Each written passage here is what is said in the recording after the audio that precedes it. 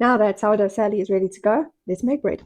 We're going to begin by weighing out the ingredients. First, we're going to weigh out 100 grams of starter. And then we're going to weigh out 150 grams of warm water. It's not hot, not cold, warm water. Perfect. Now we're going to give her a good mix so that the starter is mixing extremely well with the water. There we go, nicely mixed.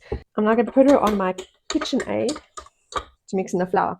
We are not making a fancy artisanal loaf today. We are simply making a very simple sandwich bread. And this recipe is designed to be a really easy, basic sandwich bread that you can make for your family for your day-to-day bread needs. That means we're not going to be doing stretch and folds, but we do need to work the gluten in order for it to do what it needs to do. And for that, we're going to be adding a bread attachment to my KitchenAid, and we're going to be mixing it on the KitchenAid. This is literally the only bread attachment I have, and it works fine. One thing about sourdough and all the sourdough fanatics out there, you don't need fancy equipment. Just work with what you've got. And if you don't have a KitchenAid or a heavy-duty mixer like me, I'm very lucky, I got this one. You can do it by hand, just the good old-fashioned kneading and rolling of dough.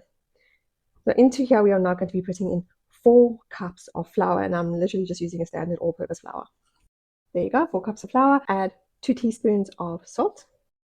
And I'm going to just mix it very slowly at first to get all the flour and water mixed. And I do have extra water on the side just in case I do need to add a bit more if she's too dry.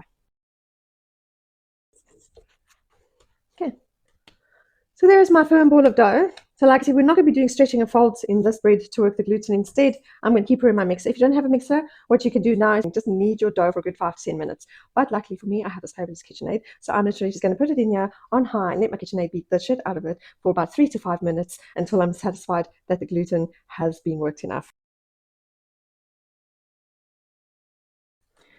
And there we have it, and there is a ball of dough. So how do you know if the gluten has been worked enough? Well, if it hasn't, you would be able to take a piece and pinch it and stretch it out quite far. If it has, you'll see it'll start to form fibers and it'll break very easily, like that.